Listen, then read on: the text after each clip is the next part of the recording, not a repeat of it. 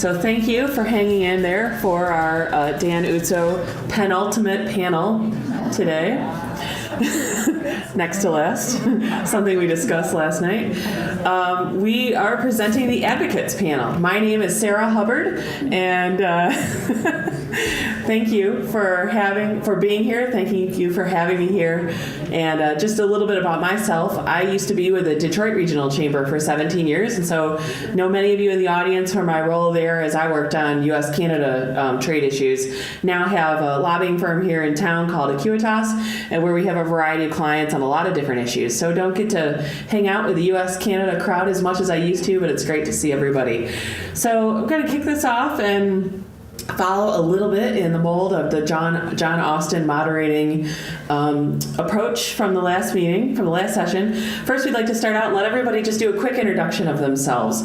And then we have some questions we want to go through, and then we want to take questions from the audience as well. But you have the little description in your agenda packet there of what we're supposed to talk about today. We'll do our best to get to that. So Sabrina, looks like you have the microphone. If you could do a quick introduction of yourself and why you're here, it'd be great. Good afternoon. Is this on? Yes. Great. My name is Sabrina Keeley. I'm with Business Leaders for Michigan. It's a CEO-led organization. We've got about 80 members, primarily CEOs of the state's major job providers and 3 university presidents. We are all about making sure our state's competitive. Our goal is to make Michigan a top 10 state for job, personal income growth, and economic growth. And we have a very small staff, so we tend to host events, convene people, inform, educate, and then do a lot of advocacy. Pleasure to be here. Hi, my name is Eileen Grossman. I'm with the Council of State Governments, which is an association for state government officials. All 50 states are members of CSG, and I'm located in our Midwestern office, and we work with the 11 Midwestern states from Ohio and Michigan to North and South Dakota. We staff a group called the Midwestern Legislative Conference. So all legislators in the region are members. It's their professional association. And the main reason I'm here is I work with our Midwest Canada Relations Committee, which is one of our 5 policy committees made up of state legislators from around the Midwest and from 4 Canadian provinces that are affiliate members, and that's Ontario, Manitoba, Saskatchewan, and Alberta. So you've heard a lot about the Council of Great Lakes Governors and their efforts, and I work on the legislative side. I also just wanted to mention that we staff out of our office an organization called the Great Lakes Legislative Caucus. It's been around for about 3 or 4 years, and it is composed of legislators from around the Great Lakes states and the provinces of Quebec and Ontario. So thanks for having me. Hello everyone, I'm Catherine Buckner. I'm the president of the Council of Great Lakes Industries. We are a binational association of major corporations from the US and Canada that have significant assets in the Great Lakes region. So they may be headquartered elsewhere, but they have significant operating facilities or other assets located here. We have been around for a couple decades now working on sustainable development issues. CGLI, before I joined, was an early adopter of the phrase sustainable development, I think, back in the very, very early 90s. And what we do is operate in the really specific niche of regional sustainable development policy. So we're not necessarily operating at the federal, US, or Canadian level, and we're not necessarily operating at any particular state, but we operate in that really strange and amorphous regional governance level on policy that affects both natural resources and the economy. I'm Dan Kolunczyk. I'm with Nanos Research America. Nanos Research is a public opinion and market research firm in Canada, and I head up our U.S. practice. Prior to joining Nanos Research, I was with Department of Foreign Affairs from Canada, working at the Buffalo Consulate for about 14 years across a range of issues, energy, agriculture, trade development, and academic relations as well, and really spent a great deal of time building infrastructure, human infrastructure, if you will, institutional infrastructure in a cross-border context. So really at the front end of that Canada-U.S. relationship. Great. Well, thank you, everybody. Let's start out back down here with Sabrina. And since this is an advocacy panel, what have we all been working on for the last decade as advocates? Let's talk about the business community and how they've been supportive of infrastructure in Southeast Michigan, and what the role of Business Leaders for Michigan and others was and continues to be. Thank you, Sarah. So my organization worked with McKinsey and identified some key assets that Michigan has that we felt could really help grow our economy. One of those that was identified was in the logistics arena, and of course a key component of logistics is infrastructure. We hired some global consultants to help us identify Michigan's position in this area compared to our Midwest competitors, as well as some things that we should be looking to do. And the first thing they said we should do is to defend our current business against those southern competitors. So Ted, wherever you are, the second thing they recommended is that we make some focused public and private investments in infrastructure that would both strengthen our competitiveness as a state and increase our capacity to serve markets in Canada, Europe, and Asia. And those things are what you heard several times today: the bridge, the Detroit International Freight Terminal, the expanded cargo assets at Detroit Metro Airport, and along those lines. My organization does do a lot of advocacy, working with other business organizations in the state. We, as I mentioned, we host events, we convene people. We've got a pretty loud bullhorn because of who some of our members are, so we're able to spread word to a lot of people. We spent a lot of time on the bridge. We spent a lot of time actually working over the last year and a half with the state, which has now decided that logistics and supply chain should be a key focus area for Michigan. They pulled a number of stakeholders together from across the state. I was very pleased to be able to serve on that steering committee. We spent a year and a half, came up with a strategy. It was released earlier this year. There are a lot of key steps in there. I know Peter Annister, who was here earlier, is going to be leading that effort on behalf of the state. We are working with the MEDC, with the Detroit Regional Chamber, with the Center for Automotive Research, and a number of others to try to advance some of the items that were included in that strategy. We also are working to help build out the Aerotropolis, which is the area surrounding Detroit Metro Airport and including over to Willow Run. There's just a ton of undeveloped but developable land, which is opportunities for building out in terms of a strong business proposition for moving people and product and building warehousing. If you go down to areas like Louisville, where UPS has a huge world port, they call it, and you look beyond the airport and you see all these warehouses. So if you lose your credit card today and you contact your credit card company, that's where it's going. It's good. They're going down to one of those warehouses, they're making the card, they're putting it on the UPS plane and getting it to you in 24 hours. So there's opportunity for us and that area to build out in Southeast Michigan. We are spending a lot of time, as Sarah mentioned, infrastructure investment means money. Costs a lot of money, but you need to do it. You need to do it to keep competitive. You need to do it from a business perspective. So our job is trying to help educate the public on the importance of that. And Anne-Marie also asked us to touch a little bit on collaboration. And I have to say, and particularly in this last year and a half, working with the state group, the group that the MEDC pulled together, I've seen a much greater level of collaboration than I have in the past. And I don't know if it's because we hit rock bottom and we realized that we actually can work together to grow the size of the pie as opposed to fighting over a slice of it, or if something else is in the air or the water. But I've seen very pleasantly a stronger willingness to work together. My organization has been working together with a lot of others.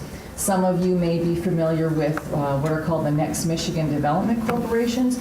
There's special areas of the state that have been granted special status to create tax incentives, and there are 5 of them around the state. And generally, you're inclined to compete, but I've watched them come together and really collaborate, and it's been a really nice thing to participate in and to observe. And so we are looking forward to continuing to work with those and others around the state to move some of these things forward.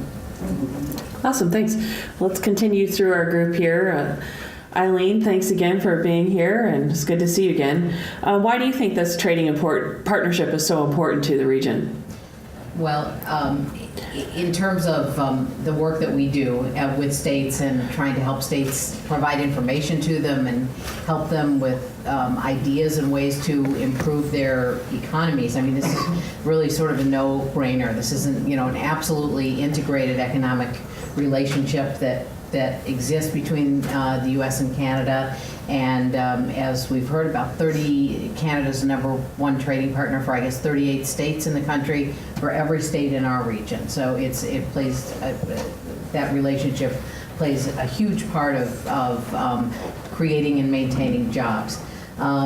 So our committee has been working a lot on some of the issues that I guess are really federal in nature, and trying to be advocates. One of the issues lately, and it's been mentioned, is the Buy American provisions that were inserted in the Recovery Act and either in other legislation and sort of a constant fight on that. 40%, I can't remember whether it was Roy or someone else, 40% of the products that are stamp made in Canada have U.S. content. That's really important. With the Recovery Act funds, there were a lot of U.S. companies that were hurt when they couldn't either get products from their loyal sources over the years in Canada, or when the relationships that they had, and when Canadian firms were excluded, U.S. suppliers lost sort of their long-standing relationships. And the business and the business that they provided to the Canadian company. So it's been a real problem, and that's something that our committee has continued to work on. You've heard a little bit about mandatory country of origin labeling. That has been a huge issue in the Midwest and in agricultural regions. The U.S. is requiring that meat it be stamped made in Canada, made in the U.S., made in Mexico. This also has been a completely integrated relationship. Cattle that may be born in the U.S. is fed in Canada and then comes back to the U.S. to be slaughtered. They all need passports sort of to go up and back, but this has been sort of a huge issue as well. So this legislation has passed. The World Trade Organization struck down the mandatory country of origin labeling, but the U.S. has come up with some new standards which in many ways seem to be perhaps more onerous than before. So we'll see what happens as that sort of works its way through the system and through the WTO. Those are two issues that I think our committee has felt is very important. The other one we've talked about a little bit is the regulatory cooperation aspects and regulatory harmonization. And I think for states anyway, they've sort of been left out of the mix so far, out of the discussion. They certainly play a big role in some areas of regulation, in some environmental permitting, and in some trucking regulations and things like that. And we're sort of pushing, we're working with the U.S. Chamber of Commerce and some other organizations, sort of pushing to have a place at the table for state officials as these discussions happen at the federal level. I think the Canadians have probably done a better job of bringing the provinces into these discussions, and we'd like to see a similar role for state officials as well. Yeah, I think that's a great point. So, she represents a council of state governments. What can state officials do to be advocates in some of these mostly federal issues? And we've seen it on some issues in the past, namely the bridge, where some state legislatures pass resolutions or find ways to get involved and can be some of our best advocates in Congress because they're so influential in their own districts and districts of members of Congress. So certainly shouldn't be overlooked in that regard. Okay, let's move on down to Kathy Buckner. So on behalf of the CGLI, what challenges do you think we face engaging in companies and efforts to promote regional sustainability? So bringing a little bit different approach to this regional question related more to the environment. Challenges. Well, first of all, I have to ask or answer a different question first. Okay. The issue of the Canadian-U.S. partnership is important in the sustainability sense. And what I've been hearing about all day is a little different from what my background is. My background is in environmental law and more recently in environmental sustainability and systems thinking. But this conversation has been a little different for me because I spend a lot of my time talking about water quality and algae and Asian carp. But this partnership, this is a success story on the environmental side. Even perhaps more than in other non-environmental sides, because years and years ago, almost with the birth of the environmental movement, the U.S. and Canada got together and said, we've got to figure out how to manage these lakes. And at that time, lake quality was very poor, and everybody was worried about that. And this has been a success story between the U.S. and Canada. And there have been a number of binational agreements that the two countries have worked on that have successfully established a governance structure that's not perfect by any stretch, and the two countries don't always agree on everything. But it's a comprehensive, really pretty comprehensive way of managing this fantastic resource. So the importance of this partnership and the interest that I have in this conference kind of goes back to actually, wow, we did something really well in the U.S. and Canadian relationship, even more than the other things we did well, perhaps. So kudos to the U.S. and Canada on that. But getting back to your question, CGLI has been involved for a couple decades now working on these issues.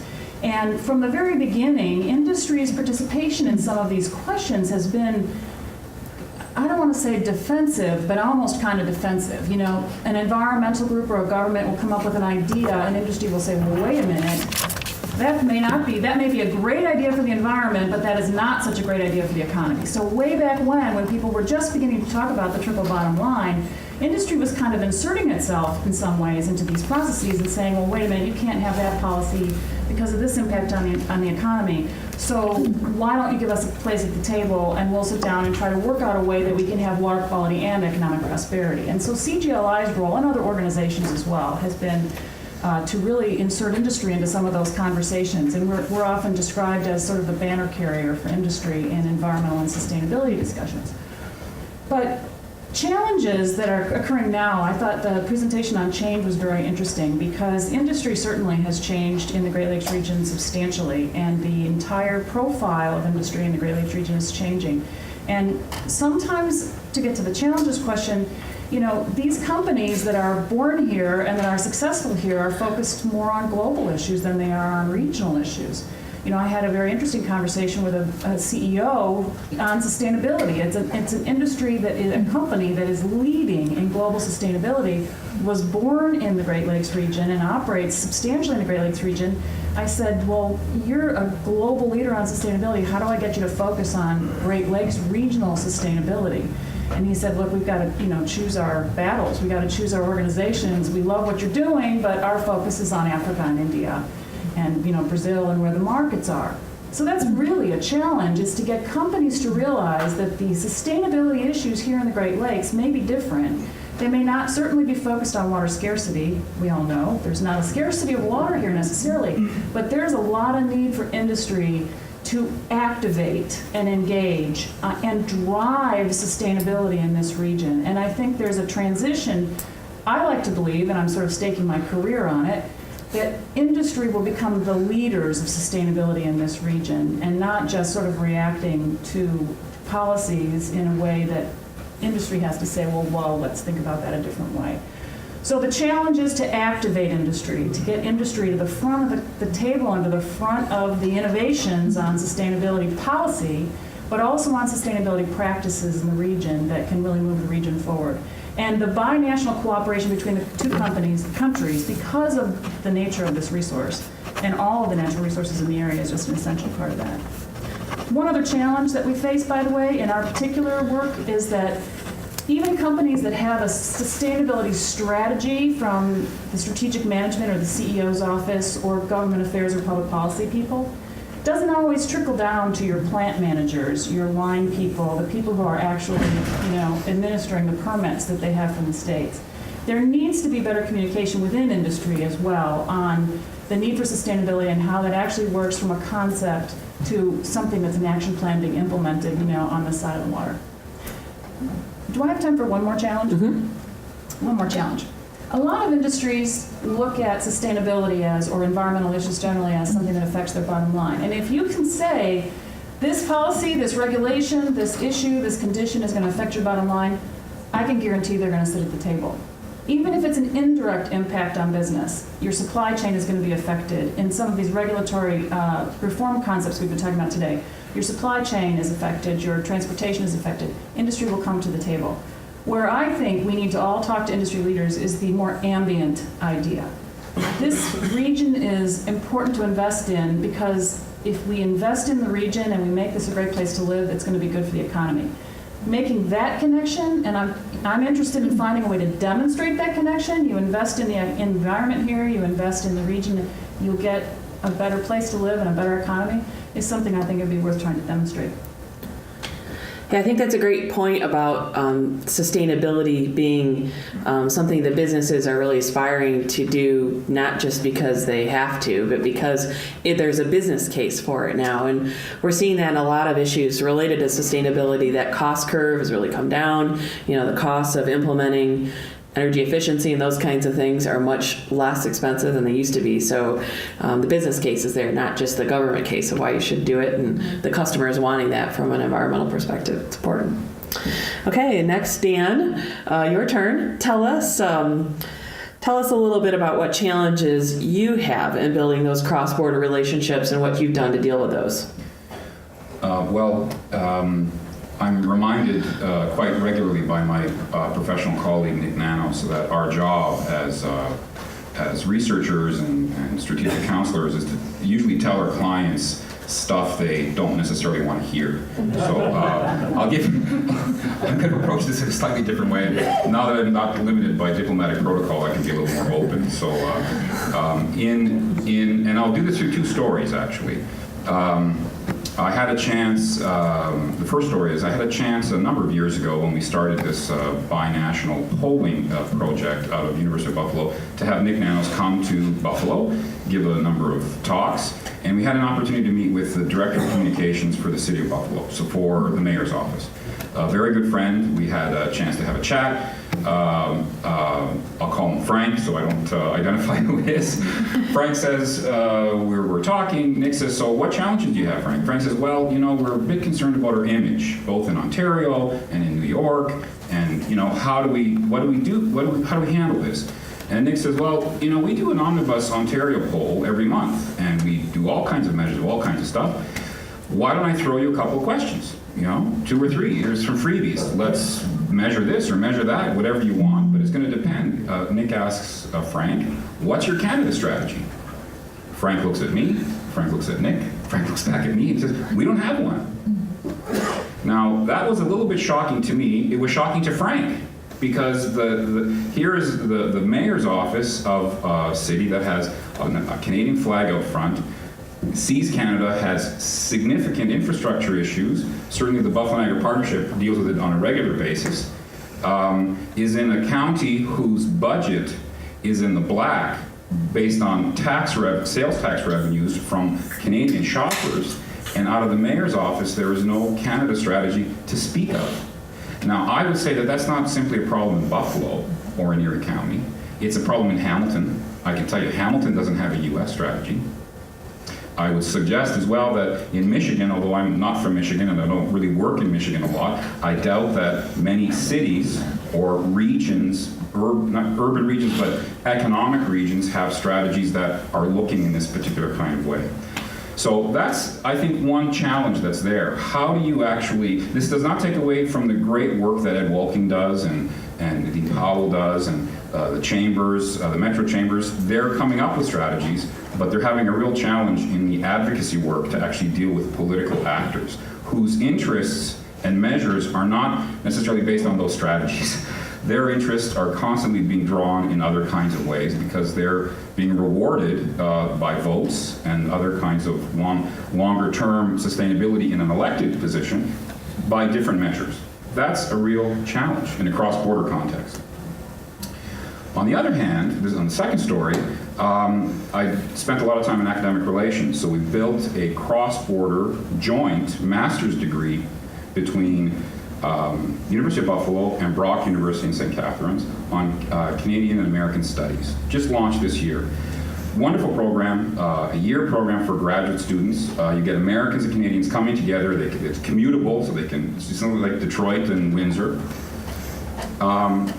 In putting the program together, we got the advisory board, community advisory board, business folks, lawyers, accountants. What kind of graduates do you want from this program?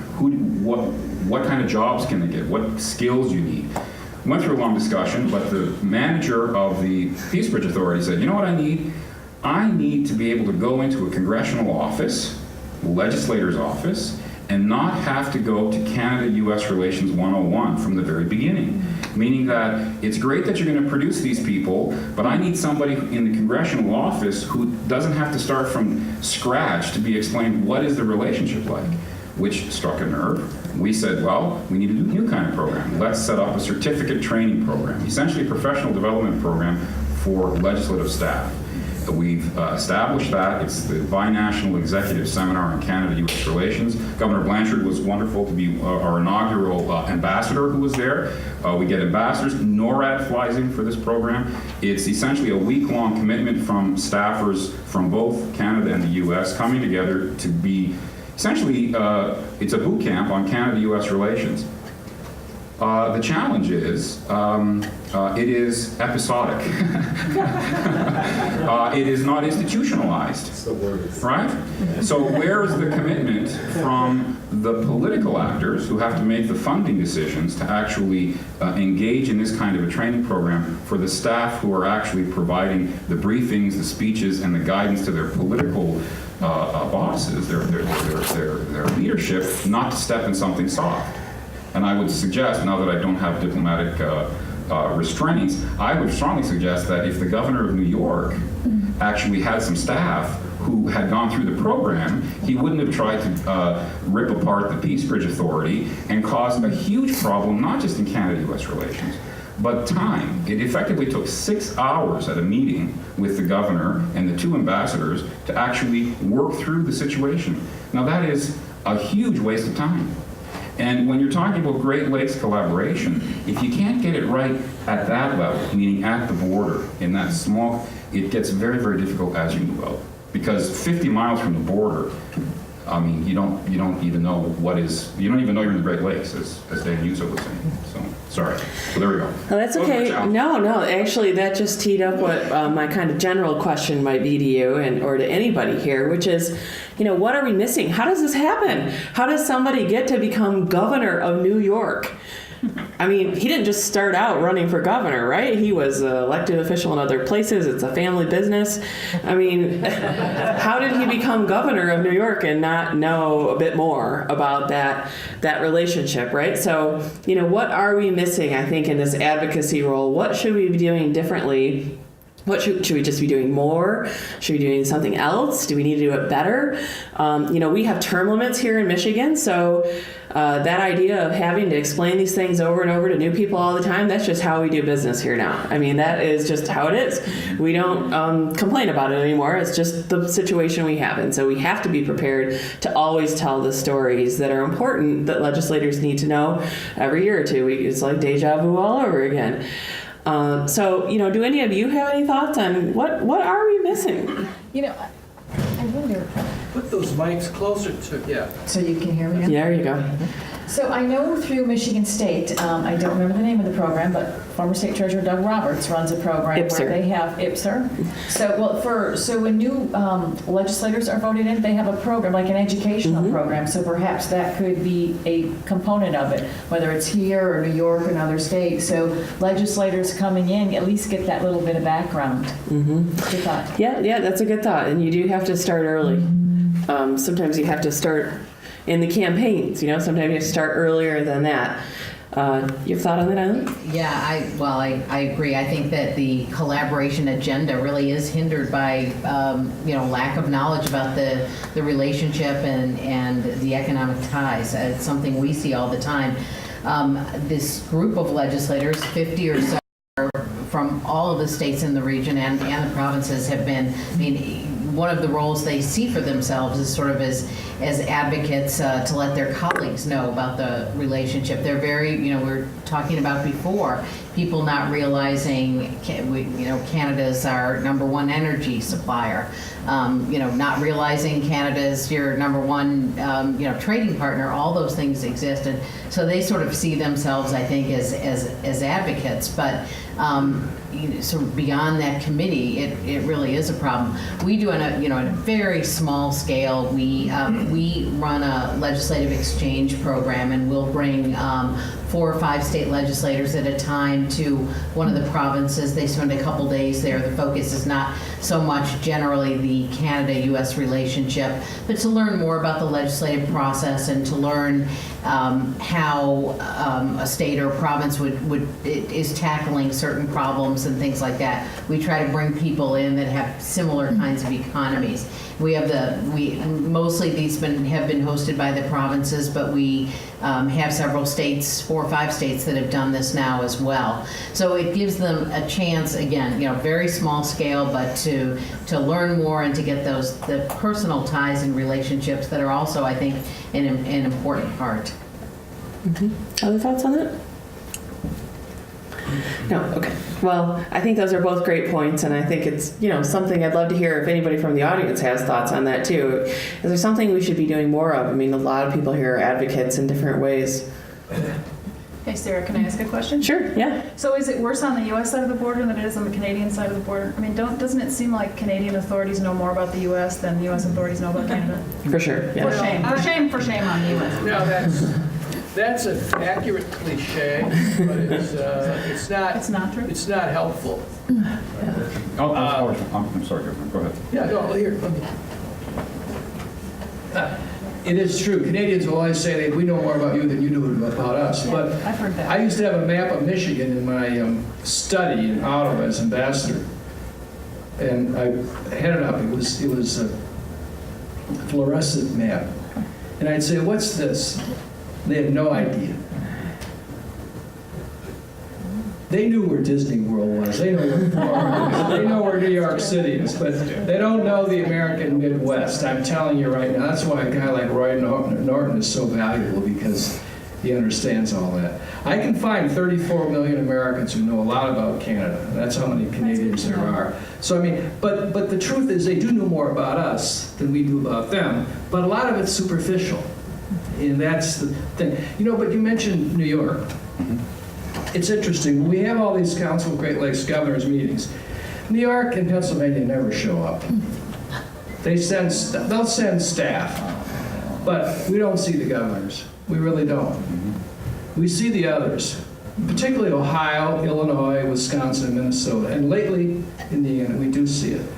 In Michigan, there's a lot more consciousness of Canada and of the lakes and of the fact that the quality of life is what ends up being the determining factor in your economy. But it's interesting, as much as I can brag about how much Michigan knows about Canada, the legislature refused to authorize a new bridge. Right. Yet every business leader in the state, we talked about this earlier, every business leader, every labor leader, every civic leader, every editorial writer supported it.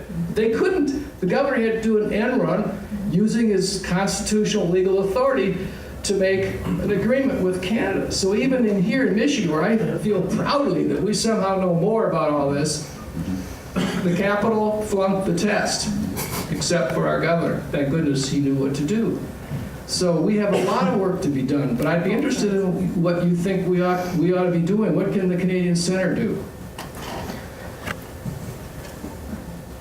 Governor, thank you. I think you're absolutely right. My experience, this goes back to the certificate program with political staffers.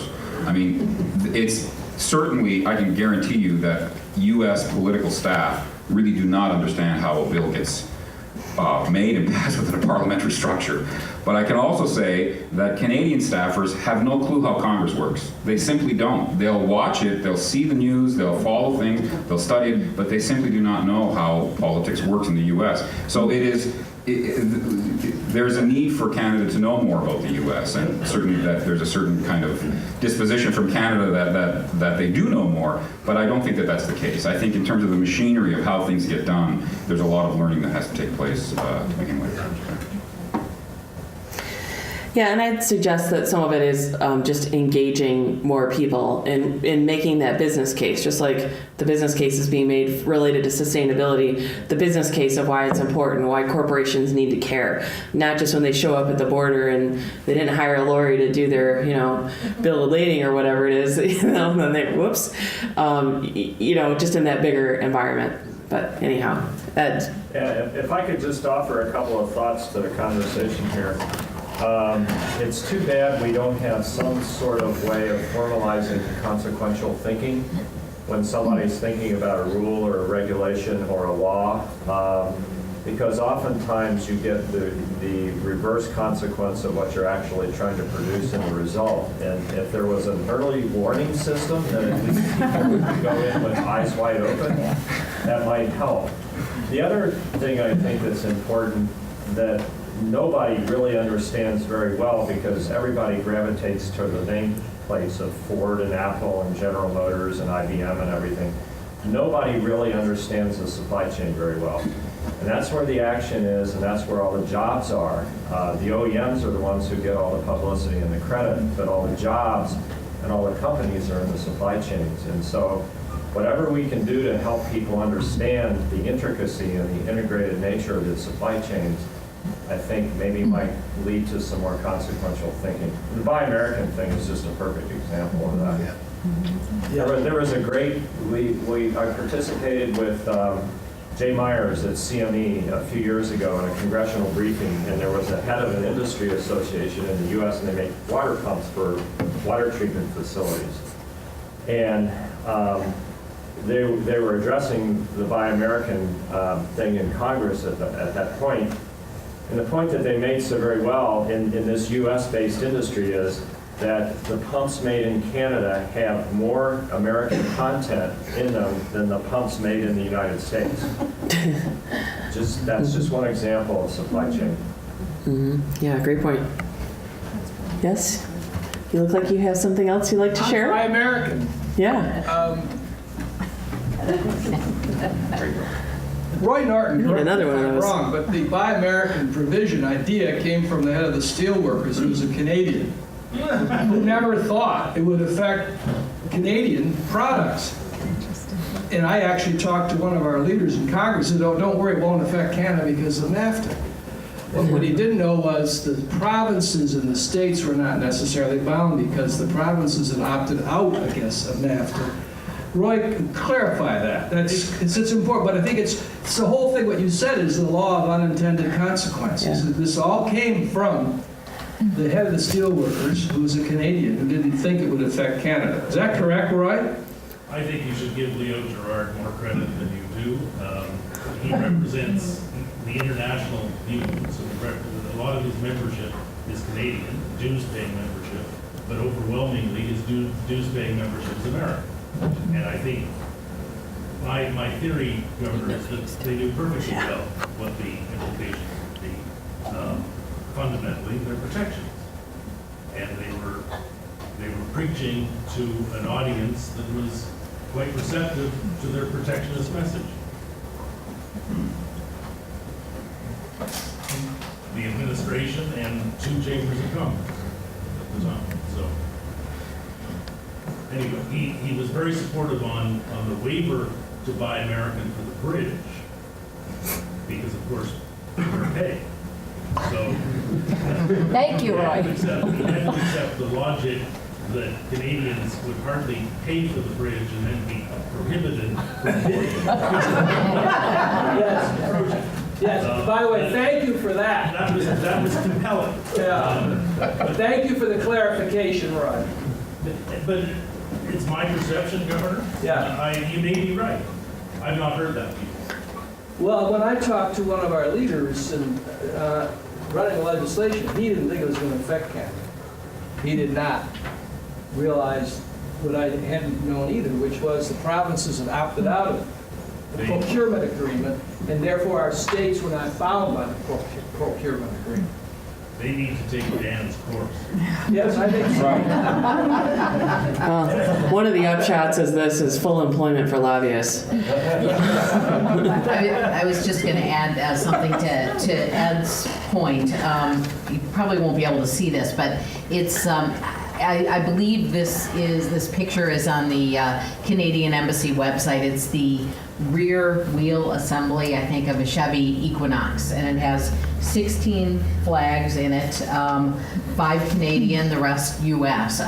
This is like the perfect example of the supply chain and how these parts and pieces of autos are going up and back all the time, and that's been something that we have. Talked a lot with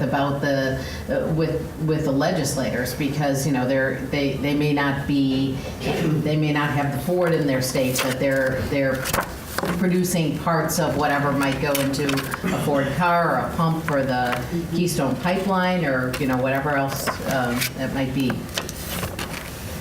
I have not seen anyone describe the logistics arena so well, so clearly as Dr. Close did this morning with the McDonald's hamburger. It's very complicated, it's tough to explain, it's tough to get people to understand. I think we should send you on the road. Yes. He is on the road. He's trying to get off the road, he said. That's right. Well, let's get back to Veronica's question from earlier, change topics a little bit, and talk a little bit more about the Great Lakes. I see John Allen's still here, so he might want to help out on this one too. He's, I heard my name. But does anybody up here want to try and take that one, which is what is the importance of the border crossing up the Sioux, which is a great question because we overlook that a lot. All the action is down on Detroit and Port Huron. What's the importance of that one? Sioux locks, the Sioux, binational trade in that area. And I don't know if there's anybody left in the room that's interested in, what do you call it? Indigenous people or that kind of thing. Maybe an interesting piece of this as well. Aboriginal. Yes, that's it. Yes, I see some nodding. Do you want to take that question? I'm not from Michigan. I never Okay. know the situation No? up in the Sioux. Okay. Well, I'll take a shot at it, and then if anybody else wants to help me out, that'd be great. So I think the Sioux is clearly a smaller crossing, not nearly as big, not nearly as much traffic, but still critical up there to the Upper Peninsula economy and those connections into Canada as you see more expansion going on in the natural resources area, whether it's related to timber or mining or other kinds of things. That's a critical crossing. The Sioux locks, I know a little bit more about. Work on that issue a little bit. You only have one lock up there in the Great Lakes Manufacturing Council. Great Lakes Chamber Group has worked on this.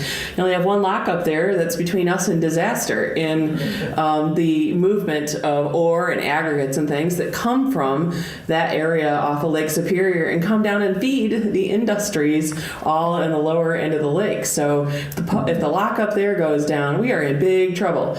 And just like if an international bridge were to come down, I mean, at least we have some redundancy there. But we have no redundancy right now unless it's trucks or trains up in the area where that lock is. There are efforts undergoing to build a new lock, and there was even a start to it, but the funding was pulled by the federal government when they decided that the cost-benefit ratio wasn't quite what they thought.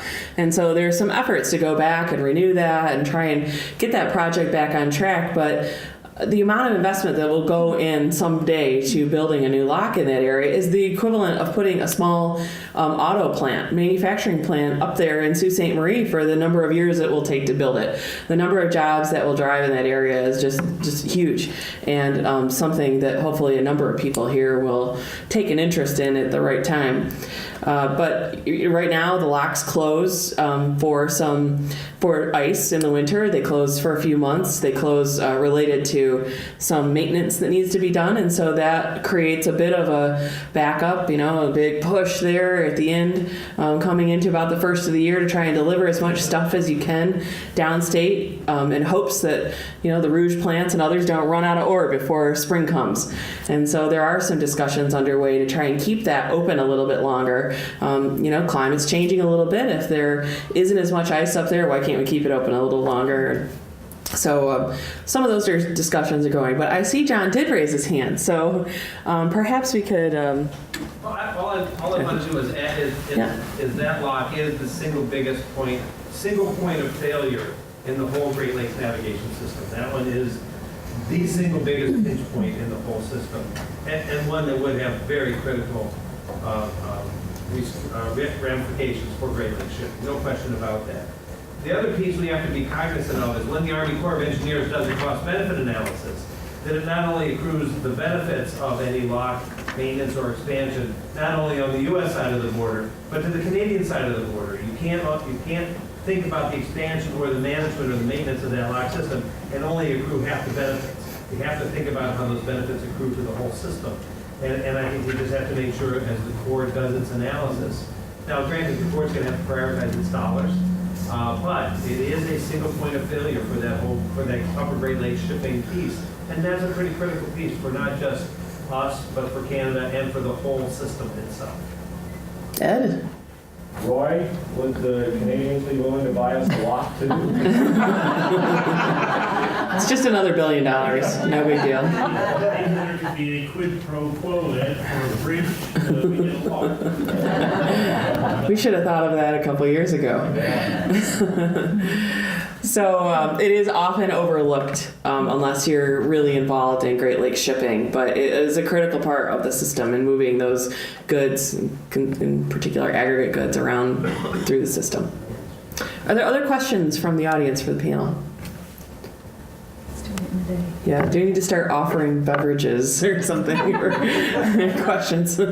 Yes, you have a question? No? No, I just like hearing your voice. Oh, right, right. Well, I often think that there are more opportunities to be advocates here. I think I think we all, there's a lot of great work that goes on, but I know a lot of the people in this room I see at these kinds of events over and over, and how do we throw that net a little wider? How do we bring some new blood into these issues? How do we get more kinds of organizations involved and make that case of why it's important? I think those are some of the kinds of things I would challenge us all to talk about. I bet if I went to the U.S., Canada, whatever session in Washington, D.C. in a couple weeks, I know half the people there, and I haven't been to one for 3 years. So how do we get more people involved and make it more of less episodic and more institutionalized in how we all talk about it? I guess that's a challenge I'd throw out. I don't think there's any harm in moving this along, right, Anne-Marie? So if there are no more questions, and do you have any closing remarks along their esteemed panel? No? Then why don't we just wrap this up and go to the ultimate panel?